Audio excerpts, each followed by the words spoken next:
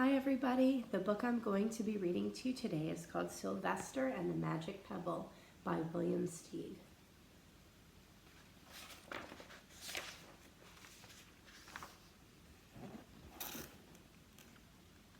Sylvester Duncan lived with his mother and father at Acorn Road in Oatsdale. One of his hobbies was collecting pebbles of unusual shape and color.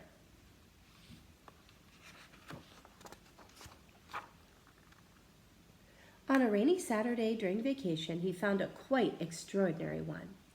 It was flaming red, shiny, and perfectly round like a marble. As he was studying this remarkable pebble, he began to shiver, probably from excitement, and the rain felt cold on his back. "I wish it would stop raining," he said. To his great surprise, the rain stopped. It didn't stop gradually as rains usually do. It ceased.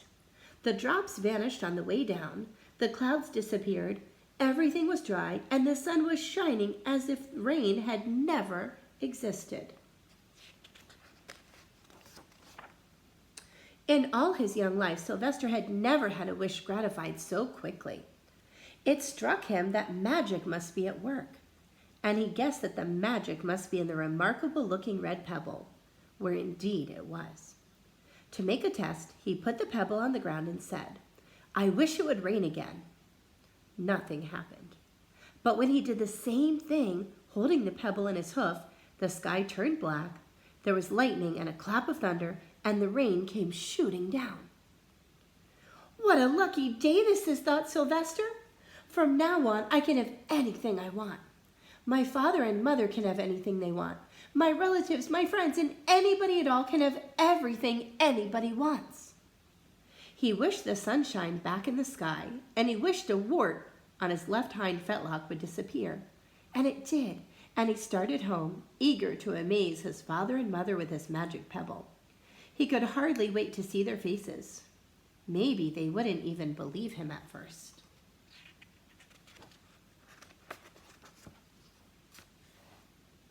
As he was crossing Strawberry Hill, thinking of some of the many, many things he could wish for, he was startled to see a mean, hungry-looking lion looking right at him from behind some tall grass.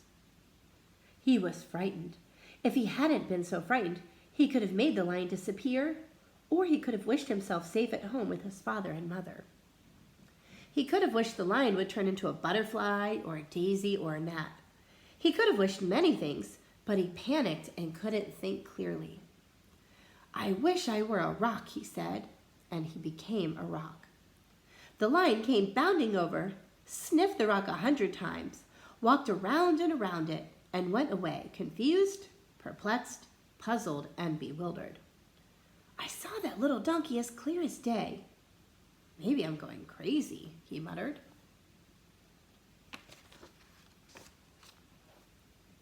And there was Sylvester, a rock on Strawberry Hill, with the magic pebble lying right beside him on the ground, and he was unable to pick it up. "Oh, how I wish I were myself again," he thought, but nothing happened. He had to be touching the pebble to make the magic work, but there was nothing he could do about it. His thoughts began to race like mad. He was scared and worried.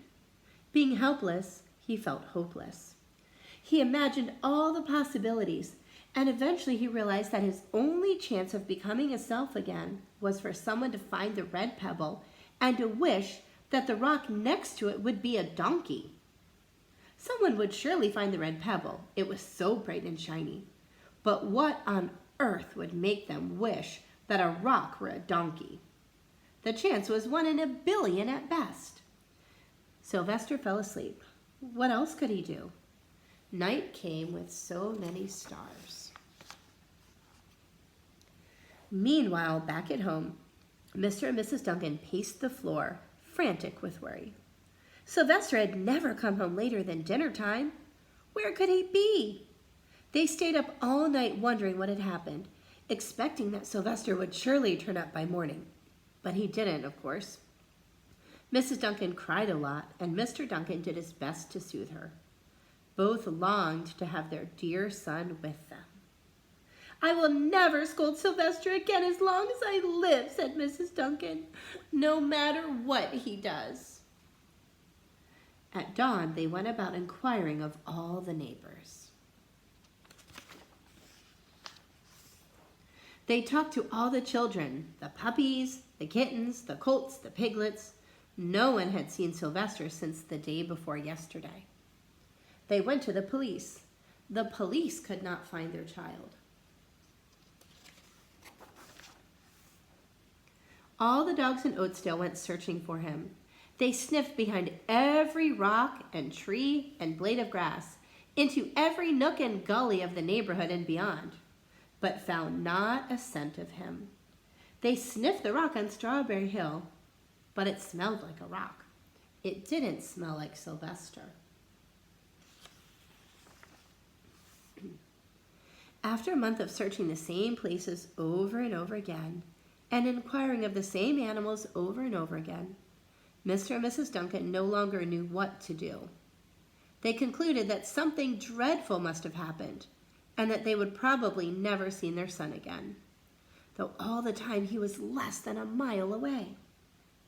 They tried their best to be happy, to go about their usual ways.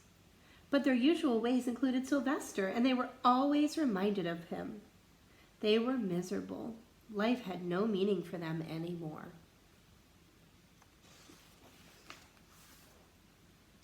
Night followed day, and day followed night, over and over again. Sylvester on the hill woke up less and less often.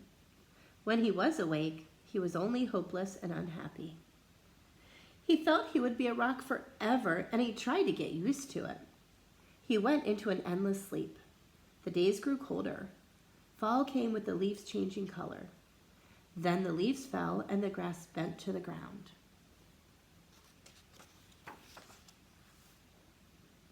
Then it was winter. The winds blew this way and that.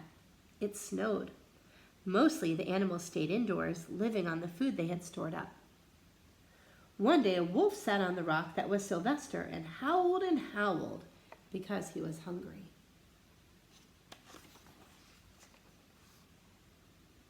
Then the snows melted, the earth warmed up in the spring sun, and things budded. Leaves were on the trees again. Flowers showed their young faces.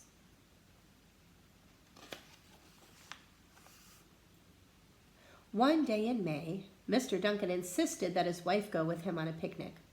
"Let's cheer up," he said. "Let us try to live again and be happy, even though Sylvester, our angel, is no longer with us." They went to Strawberry Hill. Mrs. Duncan sat down on the rock. The warmth of his own mother sitting on him woke Sylvester up from his deep winter sleep. How he wanted to shout, "Mother, Father, it's me, Sylvester, I'm right here." But he couldn't talk. He had no voice. Mr. Duncan walked aimlessly about while Mrs. Duncan set up the picnic food on the rock.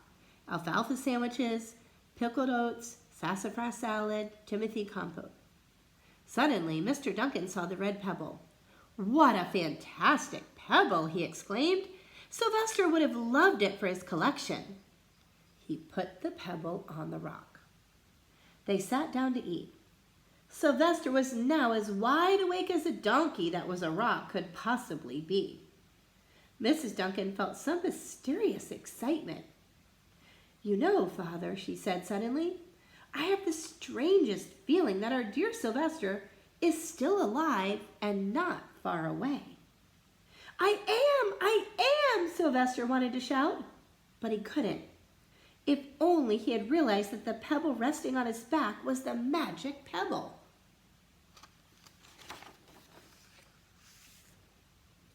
"Oh, how I wish he were here with us on this lovely May day," said Mrs. Duncan. Mr. Duncan looked sadly at the ground. "Don't you wish it too, Father?" she said. He looked at her as if to say, "How can you ask such a question?" Mr. and Mrs. Duncan looked at each other with great sorrow. "I wish I were myself again. I wish I were my real self again," thought Sylvester. And in less than an instant, he was. You can imagine the scene that followed. The embraces, the kisses, The questions, the answers, the loving looks, and the fond exclamations. When they had eventually calmed down a bit and had gotten home, Mr. Duncan put the magic pebble in an iron safe. Someday they might want to use it, but really, for now, what more could they wish for? They had all that they wanted. The end.